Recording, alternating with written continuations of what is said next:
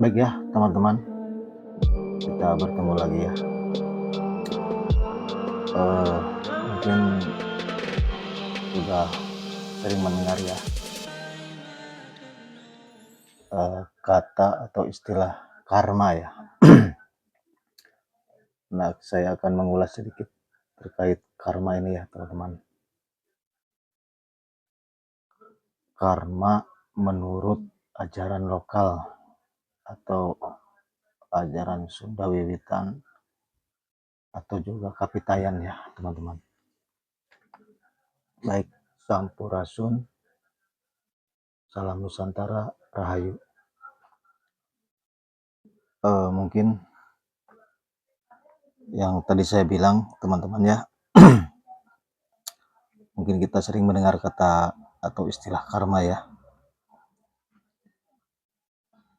uh, Karma itu ada di ajaran Hindu, Buddha,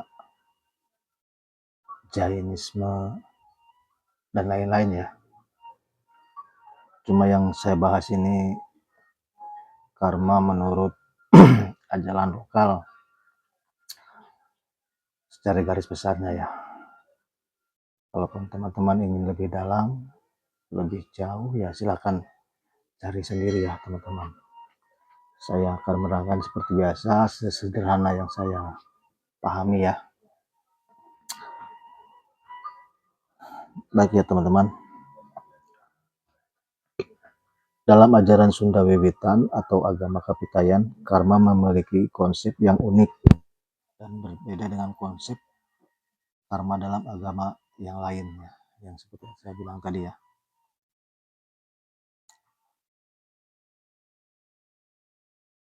Ini prinsip-prinsip dasarnya ya teman-teman. Prinsip-prinsip dasarnya, satu, karma sebagai konsekuensi. Nah, sebagai konsekuensi ya dari perbuatan kita. Dalam ajaran Sunda Wiwitan, karma dipercaya sebagai konsekuensi dari tindakan yang dilakukan oleh seseorang, atau konsekuensi ini dapat berupa baik dan buruk. Jadi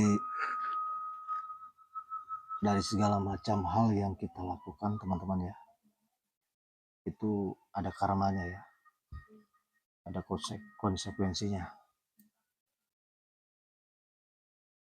Bisa bersifat baik ataupun sebaliknya ya, buruk. Jika kita berbuat baik, ya konsekuensinya kita mendapatkan kebaikan ya. Begitupun sebaliknya. Memang bagus ya teman-teman ini, mengajarkan tentang apa yang kita berbuat ya, itu yang akan terjadi kepada kita. Dua, karma terkait dengan hukum alam. Karma dalam ajaran Sunda Wiwitan terkait dengan hukum alam, yaitu hukum sebab akibat. Setiap tindakan yang dilakukan seseorang akan memiliki akibat yang sesuai dengan hukum alam. Benar kayak kata yang tadi dibilang ya teman-teman. Apapun yang kita lakukan, apapun yang kita berbuat, itu ada akibatnya ya.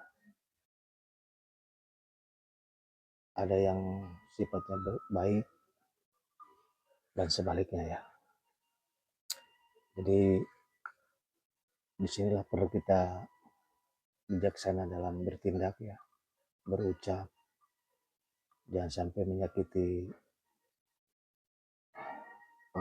makhluk yang lainnya. Tiga, karma dapat diubah melalui tindakan-tindakan yang baik dan positif. Seseorang dapat merubah karma buruk menjadi karma baik dengan melakukan perbuatan baik dan menjalankan hukum alam.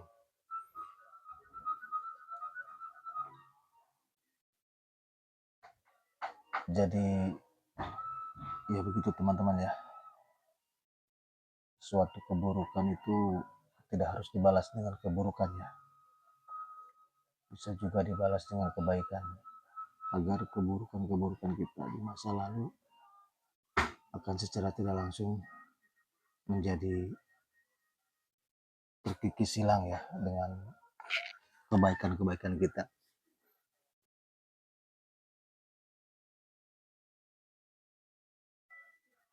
Jangan iri, jangan dengki, jangan merugikan orang, apa apalagi menyakiti ya. 4, karma terkait dengan kesadaran.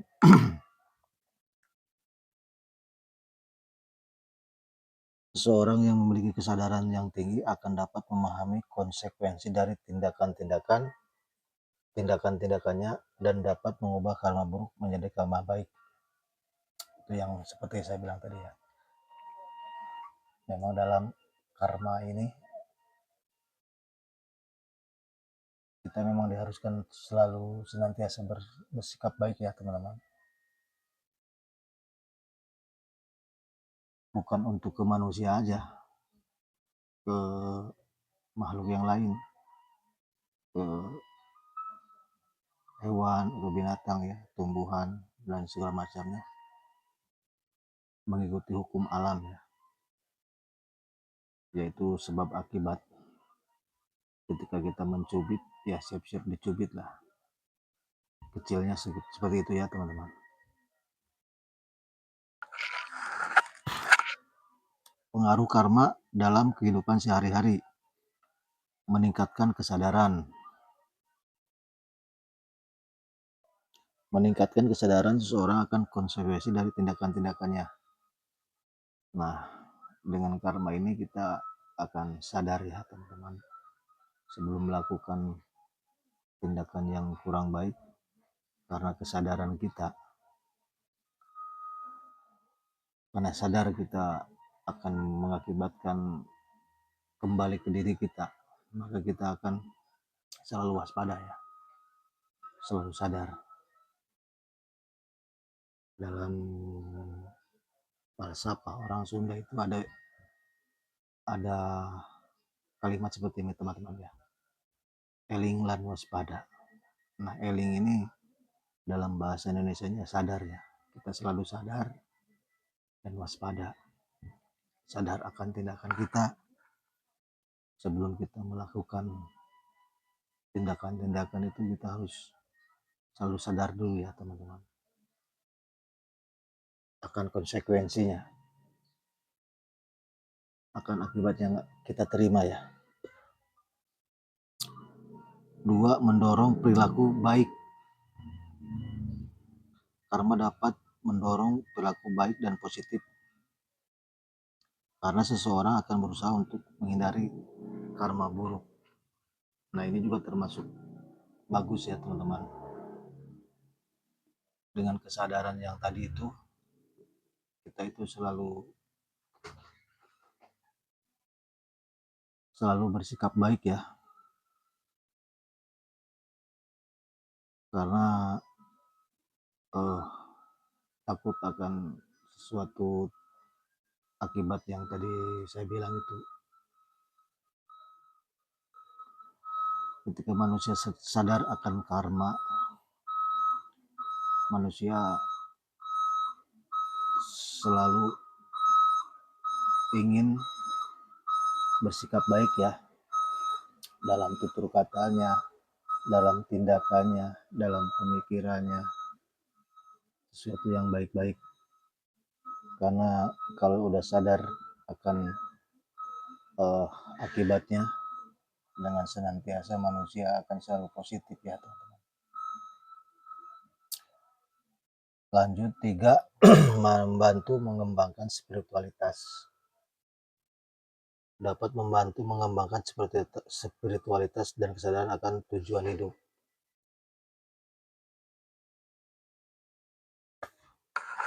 Dengan sendirinya ya teman-teman, dengan menyadari karma, spiritualis manusia itu seiring waktu meningkat ya teman-teman. Dalam arti meningkat secara kesadaran ya, kesadaran akan tujuan hidup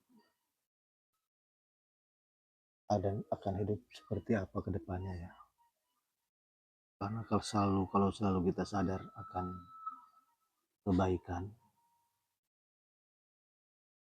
akan kebenaran, sifat-sifat positif, maka tujuan hidup itu akan pasti ya teman-teman, pasti baik ya.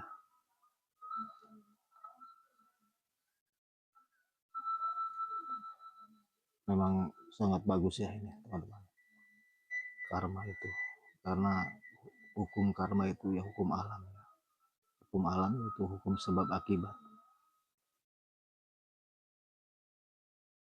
Tidak ada sebab kalau tidak ada akibat ya. Tidak ada akibat kalau tidak ada sebabnya ya teman-teman. Maka kita akan selalu waspada, eling,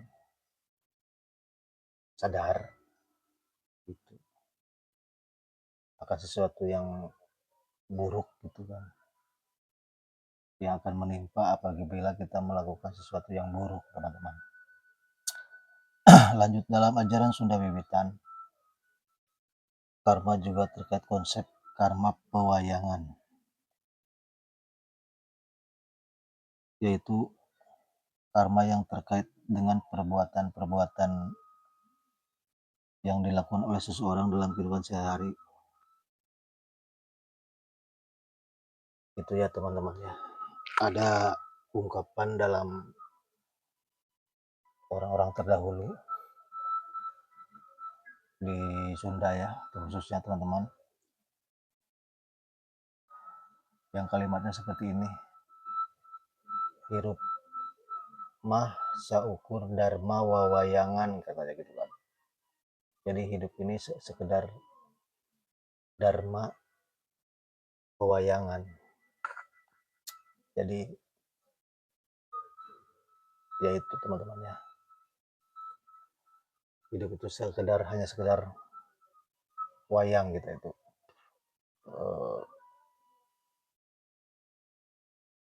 usik malikna Tuhan anu nentukeunnya gitu. Jadi apapun yang kita lakukan ada yang menggerakkannya teman-teman. Maka dari itu kita perlu kesadaran ya, supaya tidak terjebak dalam akibat yang kita lakukan ya.